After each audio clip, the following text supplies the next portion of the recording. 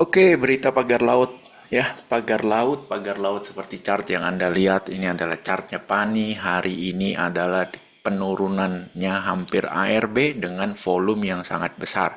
Ini volume sebesar ini pernah terjadi di saat ini ya di tahun 2023 ya. Waktu itu sih turun 13,6%. Tapi volumenya lebih besar daripada hari ini ya. Kalau hari ini turunnya hampir ya ARB ini dengan volume yang besar. Jadi ibaratnya sudah hopeless kah para holder di Pani ya kan, para pemegang saham yang mengincar jackpot ini udah pada hopeless atau belum ya kan. Nah, kalau Anda betul-betul mencoba untuk menyelidiki kasus pagar laut ya, kasus pagar laut, maka Anda akan melihat suatu cara yang luar biasa kalau menurut saya. Cara yang luar biasa untuk mereka mereka dalam hal ini Pani ya, melakukan yang namanya pengumpulan tanah. Ya, jadi simpelnya begini. Tanah-tanah yang dibeli itu awalnya itu yang beli bukan atas nama Pani, bukan atas nama PIK 2, bukan atas nama PT yang ini ya, PT Multi Arta, dan juga bukan atas nama sebentar. Bukan juga atas nama langsung dari para anak usaha yang ada di bawah Pani ya. Kecuali satu yang baru hari ini setelah market close beritanya turun ya dari CNN, Agung Sedayu akhirnya akui anak usahanya punya HGB Pagar Laut Tangerang. Nah, siapa? Jadi ada dua nama perusahaan yang ya publik udah tahu nih punya HGB bahkan SHM tuh di areal pagar laut ya. Nah, PT yang dicurigai orang banyak itu adalah IAM dan CIS ya. Apa aja itu IAM dan CIS? IAM dan CIS. Ya kita lihat di sini Intan Agung Makmur dan Cahaya Inti Sentosa.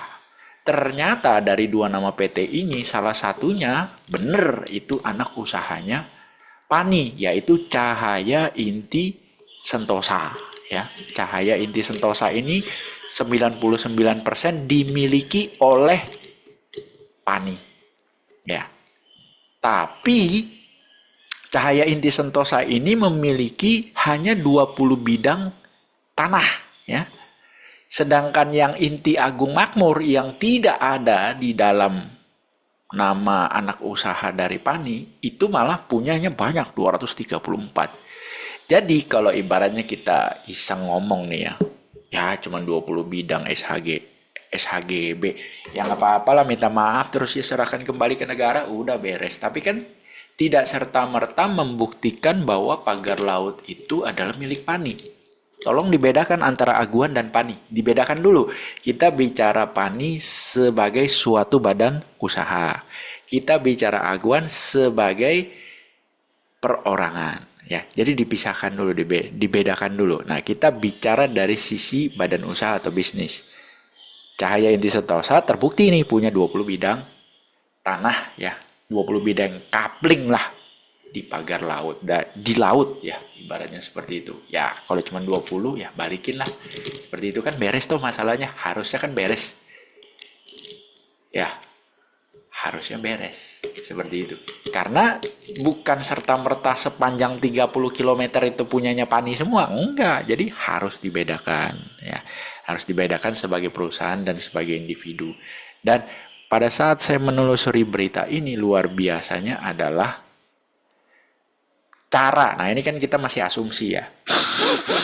Cara mereka mendapatkan tanah, mereka ini Pani mendapatkan tanah itu tidak langsung oleh anak usaha. Ini kalau Cahaya Inti Sentosa punya 20 bidang SHGB ini ya ibaratnya bisa dibilang ya mungkin kelolosan ya. Tapi sebanyak-banyaknya yang lain itu tidak langsung diambil oleh anak usahanya si Pani.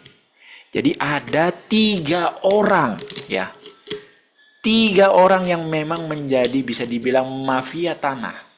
Yang tugasnya untuk mengambil langsung, membeli langsung. Baik secara sukarela maupun secara pemaksaan. kepada masyarakat di sana. Untuk masyarakat mau menjual tanah mereka dengan harga yang bisa dibilang murah. Ya, 50.000, 100.000, luar biasa itu betapa murahnya ya, 50.000, 100.000 per meter persegi itu. Aduh ya ampun, murah banget. Ya, tidak berperi kemanusiaan. Nah, setelah 3 orang ini memiliki tanah tersebut, barulah dijual ke perusahaan. Kalau sudah dianggap, oh aman nih, udah balik nama apa segala macam, barulah dijual ke perusahaan. Nah, yang belum aman, yang belum clear nih statusnya, tidak langsung dijual ke perusahaan. Jadi dalam hal ini, kalau ada apa-apa nih, ibaratnya ini pada ribut semua kan soal pagar laut apa segala macam. Yang kena apakah langsung direct ke anak usahanya Pani atau Paninya yang kena? Kalau Anda smart, maka Anda langsung bisa menjawab bahwa yang kena itu adalah 3 orang mafia tanah ini. Karena mereka lah yang memiliki surat sertifikat SHGB, ya, surat sertifikat hak milik yang sangat banyak. Ya, bahkan satu orang itu ditengarai, diduga memiliki sampai 500.000 sertifikat. 500.000 meter persegi atau 500.000 sertifikat ya. Pokoknya Anda lihat di media itu. Yang mana menurut pengacara yang paling lantang suaranya nih, luar biasa nih pengacara. Itu melebihi batas tanah, luasan tanah yang bisa dimiliki oleh perorangan. Bayangin itu betapa hebatnya mafia tanahnya. Tapi kan semua orang menghubung-hubungkan, ya itu kan duitnya dari siapa? Dari koaguan juga, bla bla bla bla. Ya itu kan tuduhannya orang-orang, tapi apakah bisa terbukti atau enggak, ya lain cerita. Ya kan itu kan asumsinya orang-orang. Cuma dalam hal ini saya membahas dari sisi Paninya. Apakah 30 km itu sepanjang pagar laut itu semuanya milik Pani? Jawabannya tidak. Pani cuman ya kebetulan kelolosan nih. Ada 20 bidang.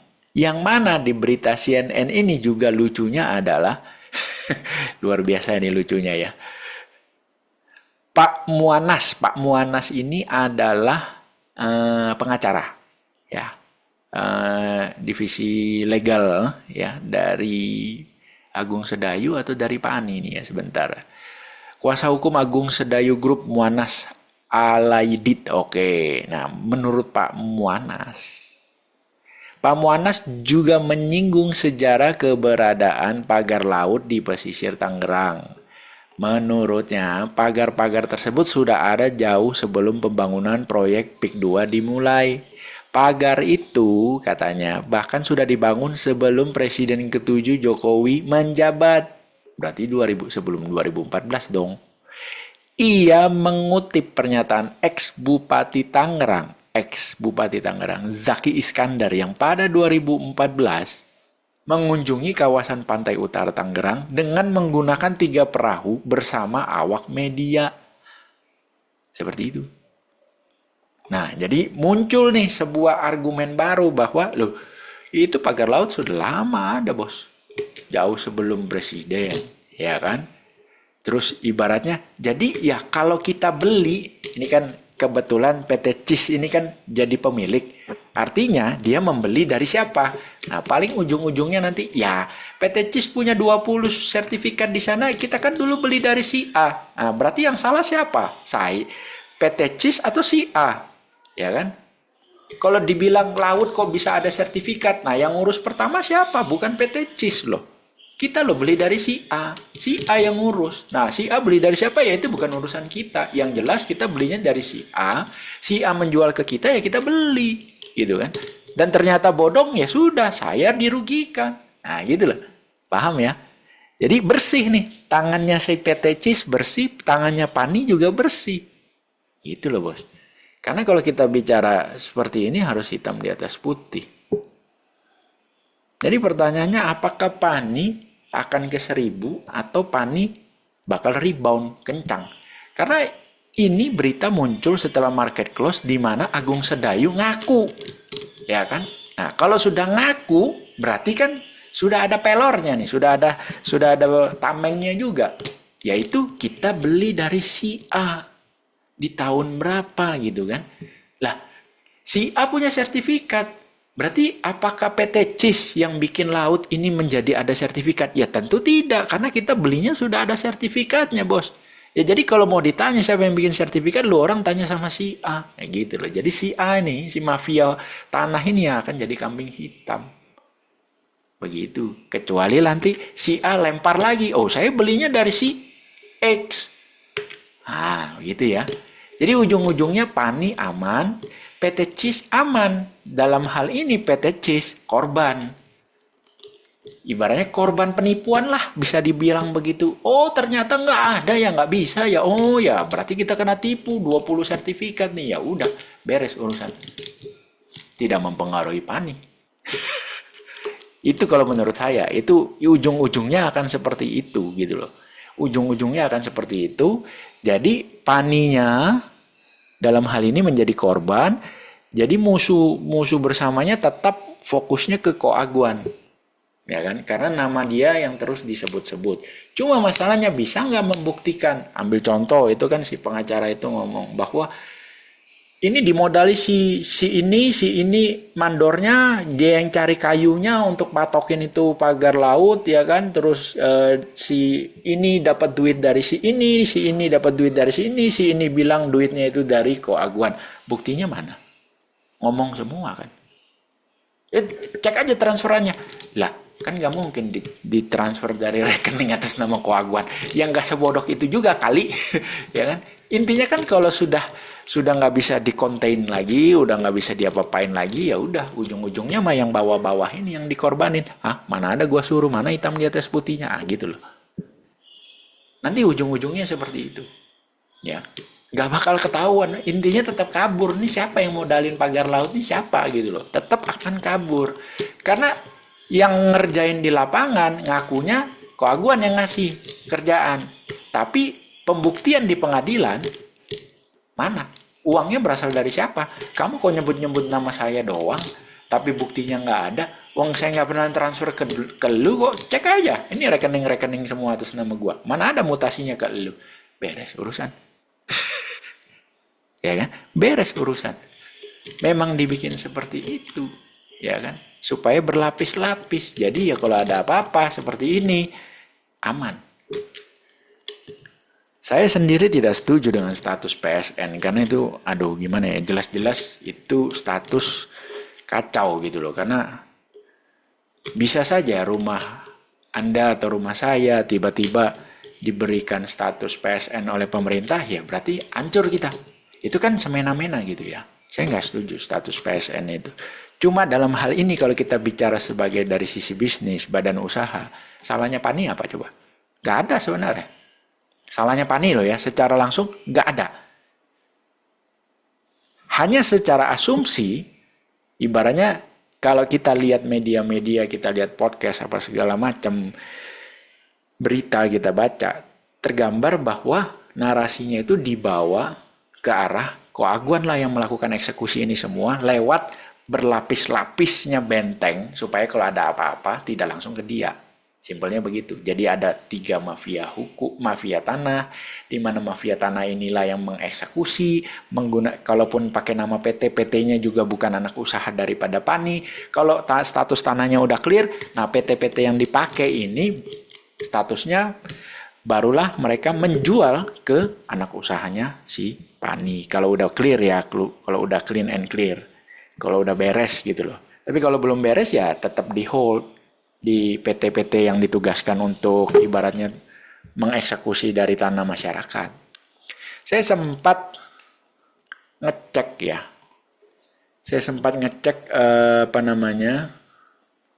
berapa sih land bank ya, tanah yang belum dikembangkan yang ada di dalam Pani nih ya. Tadi saya udah sempat catat, itu jadi ada sekitar tanah belum dikembangkan. Anda bisa cek di laporan keuangan. Anda tinggal buka laporan keuangan, terus nanti Anda control find ya. Tanah belum dikembangkan. Itu saya lihat ada 6.737.870 meter persegi. Ya. Kalau kita bagi dengan 10.000, berarti hanya 673 hektar. Itu kan angka yang sangat kecil ya. Tanah belum dikembangkan. Di dalam laporan keuangan PANI hanya 673 hektar. Beda banget kan dengan yang digembar-gemborkan orang bahwa PANI itu punya land bank banyak apa segala macam. Terbukti di sini bahwa land bank yang besar itu masih belum atas nama PANI.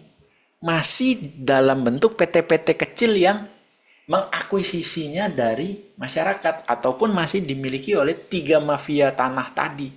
Karena masih banyak yang belum clear. Kalau sudah clear, baru dimasukkan ke dalam laporan keuangan si PANI dengan cara PANI membeli dari PT-PT itu, dari 3 mafia tanah itu. Seperti itu. Asumsi loh ya, ini asumsi. Nah, 673 hektar. Tahu nggak nilainya berapa? Nilainya di laporan keuangan itu, nah kita kali 10.000 lagi ya, supaya jadi meter persegi. Nilai 637 hektar ini adalah 12,6 T. Kalau kita bagi meter persegi tadi ya, 6, 7, 3, 7, 8, 70, ketemu 1 meter persegi di angka 1.800.000-an. Anda bayangin ya, kalau kita lihat masyarakat yang ngaku tanahnya diambil secara paksa, ibaratnya mereka terintimidasi untuk menandatangani jual beli, itu paling bagus kan harganya cuma 200.000 ya, bahkan kebanyakan itu 100.000, bahkan ada yang 50.000 gitu kan, karena NJOP-nya 40.000 kata Said Didu, NJOP 40.000. Nah, si pihak daripada perusahaan kan ngakunya, loh kita udah beli di atas NJOP kok 50.000. Gila aja lu. Ya kan, itu NJOP juga udah disetel-setel, dibikin semurah-murahnya mungkin ya. Jadi ibaratnya kalau dibeli 50.000 kan ya, gue nggak salah dong, gue beli di atas NJOP, gila aja. Sedangkan di laporan keuangan PANI, tanah belum dikembangkan, ya, tanah belum dikembangkan itu harga per meternya 1.800.000. Di manakah selisihnya antara 1.800.000 dengan katakanlah akuisisinya 100.000 per meter, masyarakat cuma terima 100.000 per meter, itu selisih 1.700.000. Itu larinya kemana bos? Ya kan, larinya kemana? Ya Anda sendiri yang jawab. Ini tanah belum dikembangkan, jadi artinya baru diakuisisi gitu loh, belum diapa-apain. Ditulis di situ beban akuisisinya, ibaratnya dinilaikan 1.800.000 per meter, 1.870.000 per meter. Padahal kita tahu itu dibeli cuma 100.000. Kemana selisihnya? Ini saya cek ya, saya bandingkan dengan BSD, BSDE, saya bandingkan dengan Sumarekon, saya bandingkan dengan punyanya Dild ya, Dild kan Lokengho punya ya, Dild Geraha Family Surabaya. Ibaratnya ya yang tinggal di Surabaya tahulah, Geraha Family itu kalau kita mau beli kaplingannya 1 meter itu kan bisa 15 sampai 20 juta, ya kan? Geraha Family. Terus di Geraha Family tanah belum dikembangkan itu per meternya 190.000 dicatat di dalam pembukuan. Sedangkan PANI 1.800.000. Jauh banget selisihnya gitu loh. Oke lah, kita ke BSDE deh. BSDE jangan-jangan juga sejutaan nih tanah yang belum dikembangkan. Jawabannya adalah 395.000 rupiah per meter persegi untuk tanah yang belum dikembangkan. Di dalam laporan keuangan seperti itu catatannya. Kalau total luas nilai rupiah kita bagi dengan total meter persegi luasan dari tanah yang belum dikembangkan, ketemunya 395.000 BSDE loh. Lah ini si PANI, Anda tinggal cek nanti ya, si PANI. Nah, ini saya kasih lihat aja ke Anda, PANI. Nah, nanti Anda ceknya begini, Ctrl F ya. Setelah Anda Ctrl F, Anda ketik di situ tanah belum dikembangkan. Gini aja, tanah belum, itu aja ya, biar lebih cepat.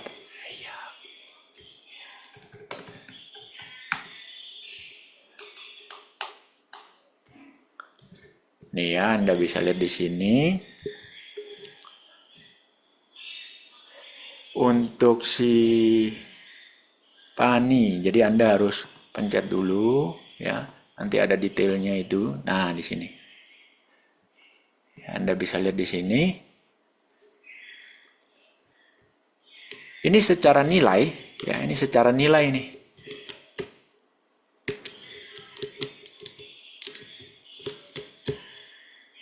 Mutasi tanah yang belum dikembangkan adalah sebagai berikut. Ya. Totalnya saldo akhirnya 12,6 T. Ya, 12,6 T ini. Ya. Tanah belum dikembangkan. Jadi betul-betul tanah mentah nih ya. Belum diapa-apain. Terus, tanah yang belum dikembangkan merupakan tanah seluas nih 6.737.870 meter persegi. Ini kalau dijadikan hektar kan berarti 673 hektar. Ya, kecil itu untuk sebuah perumahan tuh kecil. Ya, sangat kecil. Land bank ya, artinya belum diapa-apain nih. Persediaan yang belum diapa-apain, belum siap jual. Seperti itu. Nah, ini Anda bagi 12,6 T ya.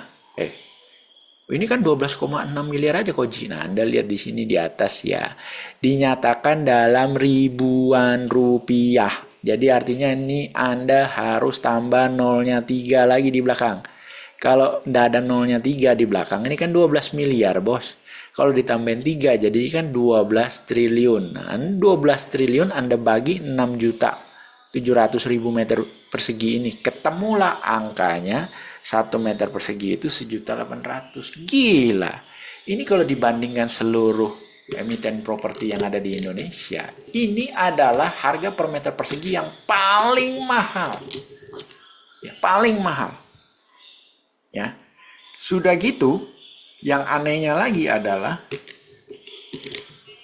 tanah yang belum bisa dikembangkan ini dari semua emiten properti yang top-top ya, bukan yang ecek-ecek punya, ibaratnya kayak BSDE, kemudian Sumarekon, Dild gitu ya. Kalau Pakuan saya nggak masukin karena Pakuan kan mainnya di bisnis mall ya kan. CTRA dia LK-nya dia tidak menyebutkan berapa meter persegi tanah yang belum dikembangkan. Jadi yang ada itu datanya cuma BSDE, Sumarekon sama Dild. Ya. Dari mereka ini semua punyanya Pani yang paling kecil, tanah belum dikembangkan. Jadi lucu aja kalau orang bilang oh tanahnya PIK 2 ini banyak dan luas. Mungkin ya mengatasnamakan PIK 2 iya, tapi masuk ke dalam LK-nya Pani cuman segini. Dikit. Nah, mungkin karena yang belum dimasukkan ini statusnya belum clear, masih ngeri-ngeri sedap gitu kan. Jadi belum dimasukin. Seperti itu. Ya. Jadi kesimpulannya adalah ya benar kalau di kemudian hari Pani ini masih punya land bank yang besar, benar jawabannya. Karena tanah-tanah yang sudah diakuisisi dari masyarakat itu masih atas nama perorangan atau masih atas nama perusahaan-perusahaan kecil-kecil yang dipakai untuk mengakuisisi tanah-tanah tersebut dari masyarakat. Sampai statusnya menjadi clear, barulah bisa dimasukkan ke dalam LK-nya Pani dengan cara Pani membeli dari perorangan tersebut atau dari PT-PT kecil itu. Jadi kalau ditanya land bank-nya Pani bisa banyak? Bisa ke depannya. Akan ditambah perlahan-lahan. Perlahan-lahan ditambah. Perlahan-lahan ditambah. Tapi untuk sekarang, ya segini aja adanya si Pani. Nah pertanyaannya, kalau isu ini semakin liar kemana-mana tanpa menggunakan logika berpikir membedakan antara perorangan dengan badan usaha, maka ya bisa kacau. Karena ibaratnya kalau mau dihitung secara real aja, asetnya Pani ini tanpa penggelembungan, kalau kita mau sejajarkan dengan harganya BSDE, maka harusnya Pani bisa ke 1.000. Dasarnya dari mana? Dari PBV saja. Simple. Ya, dari PBV. Pani PBV 1 ada di harga 1.500. Ya, PBV 1 itu. BSDE PBV-nya saat ini 0,45 saja. Jadi kalau Pani ke PBV 0,45 atau ke 0,5 deh PBV-nya, maka harga Pani ada di harga 750 perak. Mungkin nggak ke sana. Nobody knows. Ya, nobody knows. Tapi kalau isu mengenai pagar laut ini semakin kemana-mana nggak jelas, ya kan, bisa saja orang kehilangan keyakinan terhadap Pani, dianggap ibaratnya gila lu, banyak masalah di sana. Siapa yang mau beli di sana kan gitu misalnya. Tapi kalau kalian menganggap bahwa oh ini beda bos, lihat ownernya, ya kan, bukan kaleng-kaleng ownernya. Lihat juga Anthony Salim sampai mau invest juga ke Pani, bukan kaleng-kaleng juga ini bos, gitu kan. Belum lagi di belakangnya Koaguan, itu jelas bukan kaleng-kaleng lagi, super baja itu. Karena yang di belakangnya Koaguan itu teman baiknya si pemimpin saat ini. Kalau orang yang ngerti sejarah, mereka tahu, oh itu mah ibaratnya teman baik tuh, ya kan. Zaman dulu kalau ada senjata model baru, sama-sama main itu, sama-sama nembak gitu kan. Jadi ibaratnya yang di bawah-bawah ini yang nggak ngerti sejarah gitu kan, ribut kanan kiri depan belakang atas bawah, tonjok sana tonjok. Percuma kalau ujungnya itu teman baik. Gitu loh, ya kan. Boleh Anda berpendapat this is time to buy on weakness, ibaratnya oh brand aja dulu ARB 3 kali sekarang rebound gitu kan. Boleh, silakan, sah-sah aja gitu kan, sah-sah aja. Tapi ya Anda harus punya dasar pemikirannya dulu nih, reboundnya karena apa. Nah kalau saya kan dasar pemikirannya adalah kita harus bedakan keributan yang terjadi di sosial media di mana Koaguan diincer gitu kan. Tapi kan Pani sebagai badan hukum salahnya apa bos? Pani bisa memposisikan diri dalam hal ini. Loh saya ini korban mbak. Korban, saya kan ngaku nih. Saya punya nih 20 sertifikat yang ibaratnya di laut. Ya kan? Cuma kan itu sudah ada sejak tahun 2014. Ya kan? Ini ngomong tahun 2014 supaya bola liarnya tidak ke Pak Jokowi, tidak ke sana, ya kan. Terus ibaratnya menyatakan juga ini kan udah lama. Terus kita juga belinya dari orang lain, bos. Jadi kalau ternyata ini adalah bodong, ya saya korban dalam hal ini gitu loh. Sebagai badan hukum. Jadi ya udah direlakan aja 20 sertifikat itu nggak apa-apa kok.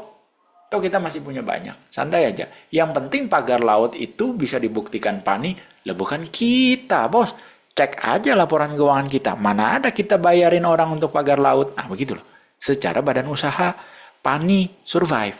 Itu dasarnya. Bukan cuman, oh lihat ownernya. Punya keyakinan. Terus disamakan dengan brand. ARB 3 kali habis itu rebound kok. Ya terserah lah ya. Cuman kalau saya sih pakai dasar begitu doang, kok kurang greget ya. Saya lebih baik pakai dasar ini. Bahwa secara hukum, Pani korban. Anak usahanya si Pani nih yang punya 20 sertifikat lahan di pagar laut korban karena dia beli dari orang lain pasti. Dan katanya belinya juga udah lama. Karena dari 2014 itu sudah ada kok. Kalian baru ribut sekarang. Ada apa sih gitu loh. Ya udah, saya ngaku aja kalau itu saya punya nih memang 20 sertifikat, tapi ya korban. Beres urusan. Ya kan? Nama baik tetap terjaga, ya kan? Bola liarnya nanti bukan ke Pani, tapi ke pihak yang lain. Seperti itu. Jadi ada dasarnya ya, bukan cuman oh harus yakin gini. Ya, cuma apakah akan rebound dalam waktu segera? Kok saya nggak yakin ya. Karena saya ngelihat kok malah kapus semua ya. Broker summary-nya si Pani ini ya. Sejak tanggal 13 itu kan dia pertama kali dia jatuh tuh. Sejak tanggal 13 ini yang posisi net sell-nya ini ibaratnya dibandingkan dengan posisi net buy ya. Yang net buy ini berasal dari sekuritas apa sih? Nah ini yang bikin saya nggak yakin kalau dia akan rebound dalam waktu cepat ya. Satu, top buyer-nya XL 157.000 lot. Ini sekitar 234 miliar. XL ini kan Stockbit, astaga Stockbit ya kan, identik dengan isinya retail ya kan. Terus XC, apa nih XC? Ajaib, sudah ya kan, retail juga. Ya dong. Kaset ya oke lah, bonafit dikit lah. SQ ini siapa? BCA Sekuritas. Ini saya curiga nih ada bos nih. Karena jarang orang mau buka akun di BCA Sekuritas, serius. Jarang. Ya kan? OLT-nya juga. Ya gitu deh pokoknya ya. Jadi ibaratnya retail kalau buka di BCA Sekuritas tuh mungkin mikir beberapa kali gitu loh. Ya kan?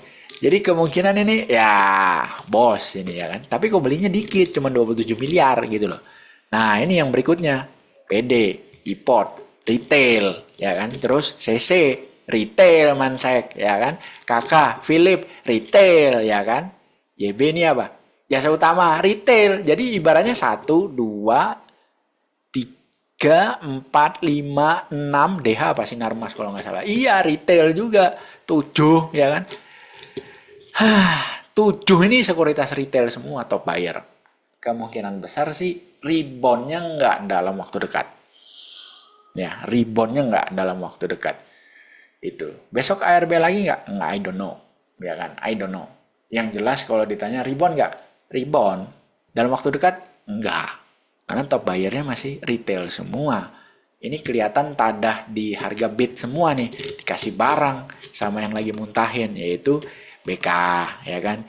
Ya jarang-jarang lah orang bisa buka akun retail-retail kayak you and me itu buka akun di JP Morgan Sekuritas itu ya, ya ibaratnya kecil kemungkinan ya. Nah ini yang jual sih juga dibilang bonafit juga enggak ya, biasa-biasa aja. Yang paling bonafit ya cuman si JP Morgan ini doang. Oh berarti masih ya sebenarnya sih masih imbang-imbang aja harusnya. Cuman ini retailnya terlalu berat pak. Apalagi nomor 1, nomor 2 itu si Stockbit sama Ajaib Ai. Ampun dah. Itu berdua aja kalau di total udah 300 miliar lebih. Aduh sakit bener dah. Baru mau napas lega dikit ya retail di BBRI. Kecentok lagi di Pani. Ini kalau investor BBRI dan Pani adalah orang yang sama gitu ya misalnya. Waduh hapas bener dah. Kenapa kok selalu beli di pisau jatuh gitu loh? Kenapa nggak dibiarin aja dulu tergeletak pisaunya baru beli gitu loh? Tuh ya. Jadi kesimpulannya simple. Pani sebagai badan usaha aman. Dia berani ngaku bahwa dia punya di sana, berarti dia udah punya benteng. Bentengnya apa? Ya saya korban di sini karena saya beli dari orang lain gitu loh. Kan nggak mungkin, nggak bodoh lah ibaratnya PT CIS itu langsung ubek-ubek beli ke masyarakat, nggak mungkin. Pasti beli ke satu pihak yang sudah mengamankan dari masyarakat itu. Jadi Pani secara perusahaan aman. Koaguan tetap akan diserang, ya kan, diserang habis-habisan. Tapi ya ini bukan orang sembarang orang ini, bukan kaleng-kaleng pak. Ini makan asam garam. Saya nggak bela, cuman pengalamannya udah banyak. Jadi ya kalaupun ibaratnya nih trek-trekan sepeda motor nih ya, kalau motornya kecelakaan ya paling ya lecet-lecet patah tulang doang, ibaratnya nggak sampai meninggoy, enggak. Jadi ibaratnya ya paling ya dirawat 2-3 bulan sehat, fight lagi gitu. Jadi ibaratnya pertahanannya ada ya, lecet-lecet patah tulang dikit lah ya kan, tapi ya nggak sampai meninggoy. Tapi ditekan habis-habisan karena ini luar biasa ya, karena hari ini itu Bu Titi Soeharto juga ke sana meninjau. Jadi orang akan menganggap bahwa Bu Titi meninjau berarti kan benar-benar ini sudah Pak Prabowo sudah, itu kan bisa dianggap sebagai perwakilan dari Pak Prabowo. Ya kan kemarin TNI Angkatan Laut sudah ya kan, cuman ya kasihan ya nyabutin kayu-kayu itu kan, kayu-kayu itu dipasang pakai ekskavator, sedangkan bapak-bapak dari tentara angkatan laut ini kan nyabutnya pakai tenaga pak, pakai badan, bukan pakai alat berat. Jadi waduh luar biasa itu perjuangannya. Hari kemarin itu kan saya lihat di IG-nya bisnis.com, Bu Titi Soeharto ke sana meninjau dengan Menteri KKP. Waduh, sudah ini kan ibaratnya seolah-olah Pak Prabowo nggak suka dengan pagar lautnya.